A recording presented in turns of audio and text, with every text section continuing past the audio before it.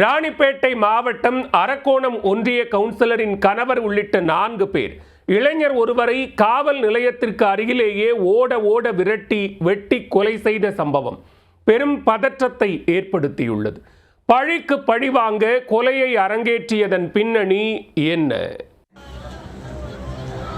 ராணிப்பேட்டை மாவட்டம் அரக்கோணம் அடுத்த அம்மனூர் பகுதியைச் சேர்ந்த திமுக ஒன்றிய கவுன்சிலர் அஸ்வினி, இவரது கணவர் 45 வயதான சுதாகர் அதே பகுதியில் ஃபைனான்ஸ் தொழில் செய்து வருகிறார்.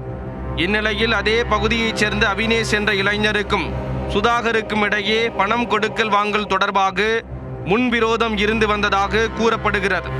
இதில் ஆத்திரமடைந்த அவினேஷ் கடந்த ஏப்ரல் மாதம் 19ஆம் தேதி சுதாகர் வீட்டிற்கு முன்பு அவரை சரமாரியாக வெட்டி தாக்குதல் நடத்தி இருக்கிறார். இதில் படுகாயமடைந்த சுதாகர் திருவள்ளூர் அரசு மருத்துவமனையில் சிகிச்சை பெற்று பின்பு வீடு திரும்பினார். இந்த சம்பவம் தொடர்பாக அவினேஷ் கைது செய்யப்பட்டு வேலூர் மத்திய சிறையில் அடைக்கப்பட்டார்.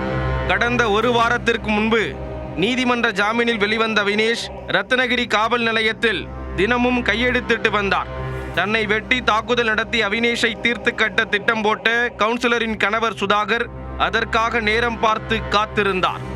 இந்த சூழலில் கடந்த ஒரு வார காலமாக காவல் நிலையத்திற்கு நேரில் சென்று கையெழுத்திட்டு வந்த அவினேஷை சுதாகர் உள்ளிட்ட 4 பேர் கொண்ட கும்பல் தொடர்ந்து கண்காணித்து வந்துள்ளது. சம்பவத்தன்று காவல் நிலையத்திலிருந்து வெளிவந்த அவினேஷை 4 பேர் கொண்ட கும்பல் சுத்து போட்டுள்ளது. அவர்களை கண்டதும் சுதாரித்து கொண்ட அவினேஷ் அங்கிருந்து ஓட்டம் பிடித்துள்ளார்.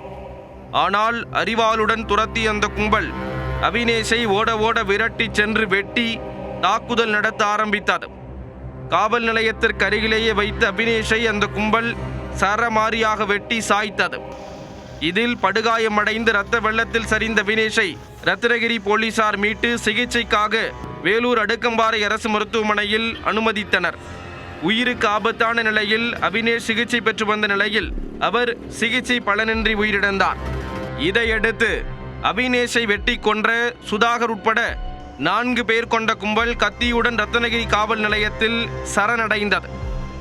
மீதமுள்ள குற்றவாளி 3 என இவ்வழக்கில் கவுன்சிலர் கணவர் சுதாகர், ரீகன், சுரேஷ் உள்ளிட்ட 7 பேரை கைது செய்து வேலூர் மத்திய சிறையில் அடைத்தனர். பழிக்கு பழியாக காவல் நிலையத்தில் இருந்து 200 மீட்டர் தூரத்தில் அரங்கேறிய இந்த கொடூர சம்பவம் அப்பகுதியில் பெரும் பதற்றத்தை ஏற்படுத்தியுள்ளது.